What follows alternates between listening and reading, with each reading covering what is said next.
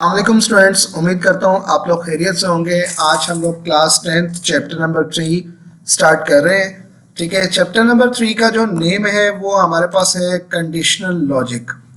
इसमें हमने तमाम ऐसे प्रोग्राम, तमाम ऐसी स्टेटमेंट्स देखनी है जिसके थ्रू हम लोग कंडीशंस बना सकते हैं, लॉजिक्स बना सकते हैं। ठीक है, उसकी बेस पे चल सकते हैं। ठीक है, यहाँ पे देखिएगा इस चैप्टर के अंदर हम लोग क्या सीखेंगे। हम लोग सीखेंगे इसमें डिफाइन कंट्रोल स्टेटमेंट की डेफिनेशन है हमारे पास। ठीक है, सिलेक्शन स्टेटमेंट की डेफिनेशन है, उसको सीखेंगे। इसके अंदर डिफरेंट स्टेटमेंट्स पढ़ेंगे, जिस तरह के हम लोग पढ़ेंगे if statement, if else statement, ठीक है, और स्विच स्टेटमेंट। ठीक है, मजीद भी हैं, नेस्टेड वगैरह भी यूज करेंगे हम लोग, लेकिन उसको भी देखेंगे। Know the structure of if statement, use of if statement, know the structure of if else statement और use the nested selection structure। ठीक है, switch statement का बहुत कम जिक्र है इसमें, वो भी देखेंगे। अभी ये फर्स्ट पेज इसका देखते हैं। यहाँ पे देखिएगा सबसे पहले वो कहता है कि हमें डेली लाइफ में बहुत सारे इस तरह के टास्क मिलते हैं जो कंडीशन बेस पर है कि I will go for a walk if wake up at 6 AM। If the weather turns cloudy, I will take the umbrella with me. If Sarah pass the exams, I will gift her a watch। ये देखिए ना, अब ये चीजें जो सी हैं वो condition base पर है कि अगर पास होगी तो फिर गिफ्ट दिया जाएगा, अगर वेदर क्लाउडी होगा तो देन अम्ब्रेला का यूज किया जाएगा। ठीक है, तो इस तरह से भी हम लोग देखें, जब किसी को कॉल करते हैं तो पहले मिनिमम बैलेंस को चेक किया जाता है।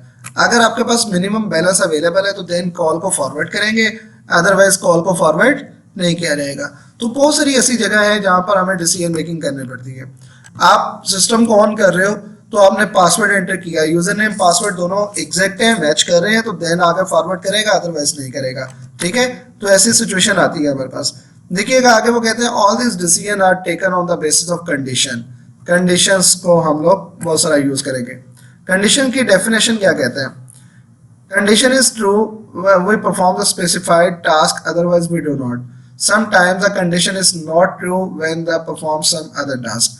अच्छा, ये कंडीशनल लॉजिक है हमारे पास, जिसकी बेस के ऊपर हमने आगे कंट्रोल को मूव करना है। ठीक है, अगर तो कंडीशन ट्रू होगी। कंडीशन क्या है बेसिकली, मैं आपको बताता हूँ। मार्क्स है ना, ये देखें, मैं कहता हूँ मार्क्स ग्रेटर देन और इक्वल टू 40 है तो देन आपने ये गिफ्ट देना हमको। ठीक है, अदरवाइज गिफ्ट नहीं देना आपने।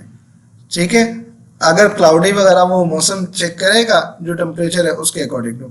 ठीक है जी, यहाँ पर कंडीशनल लॉजिक है, विद एग्जांपल बताई गई है कि जनाब अगर तो कंडीशन ट्रू होगी तो देन वो एग्जीक्यूट करेंगे, अदरवाइज नहीं करेंगे। इस तरह की जो चीजें होती हैं उसको कंडीशनल लॉजिक कहते हैं। अब यहाँ पर एक डेफिनेशन है हमारे पास कंट्रोल स्टेटमेंट की। कंट्रोल स्टेटमेंट्स क्या क्या काम करती है? Control the flow of execution of a program. ठीक है, ये हमारे पास कंट्रोल स्टेटमेंट की डेफिनेशन है, is used to control the flow of execution of the program. ठीक है, यहां से लेकर हम लिख सकते हैं control statement is used to control the flow of execution of the program. ठीक है, sometimes we need to execute one set of instruction if a particular condition is true and the other set of instruction if the condition is false। ठीक है, तो ये condition की base के ऊपर हमने चलाना। यहां पर हमारे पास कंडीशनल जो सी है ना, ये होती है बेसिकली 3 टाइप्स की। ठीक है, कंट्रोल स्टेटमेंट हमारे पास 3 टाइप्स की है। How many types of control statement? There are 3 types of control statement in a C language. Names हैं ये सीक्वेंशियल, सिलेक्शन और रिपीटिशन। जबकि ये चैप्टर नंबर 1 एंड 2 में हम लोग जितना भी पढ़ा चैप्टर 1 एंड 2 में वो हमने सीक्वेंशियल पढ़ा। इस चैप्टर के अंदर हम लोग पढ़ेंगे कौन सा? सिलेक्शन। ठीक है, ये चैप्टर नंबर 3 है। और इससे नेक्स्ट चैप्टर के अंदर जो पढ़ेंगे वो हम लोग पढ़ेंगे रिपीटिशन, चैप्टर नंबर 4 में। ठीक है जी, तो ये जरा इस तरीके से देखिएगा, हम लोग इसको चेक कर लेते हैं। सीक्वेंशियल क्या होता है? Sequential control is a default control structure in a C language. आपसे पूछा जा सकता है which one is a default control structure in a C language? Sequential. According to the sequential control, all the statements are executed in the given sequence, or till now we have just worked according to the sequential control. ठीक है, यहाँ तक अभी हमने इसमें काम, इसमें जो ऑर्डर दिया गया होता है उसी के अकॉर्डिंग टू एग्जीक्यूट किया जाता है, उससे फर्दर एग्जीक्यूट नहीं करते। अगर कोई लेफ्ट राइट नहीं हो रहा, कोई कंडीशन नहीं है, स्टेटमेंट 1 से स्टार्ट करेगा, एंड तक चलेगा, सीक्वेंस से चलेगा, कोई सीक्वेंस ब्रेक इसमें नहीं किया जा रहा होता। ठीक है, that is called the sequential control statement. जबकि सिलेक्शन में क्या होता है, the statement which help us to decide which statement should be executed next on the basis of condition are called selection statement। ये हमारे पास यहाँ पर विद एग्जांपल इसको राइट किया जा सकता है। ठीक है जनाब, और लूप वाला हम लोग नेक्स्ट चैप्टर में देखेंगे।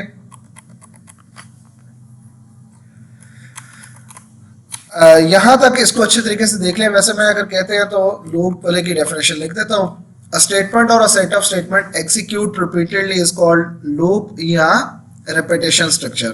ठीक है, उसमें जो एग्जांपल आती है वो हमारे पास कौन सी आती है,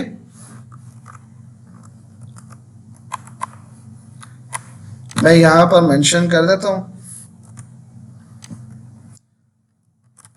स्टेटमेंट और a set of statement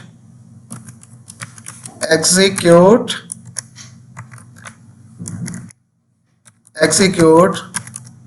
repeatedly called loop। ठीक है, इसमें जो एग्जांपल हम लोग पढ़ेंगे वो फॉर लूप पढ़ेंगे।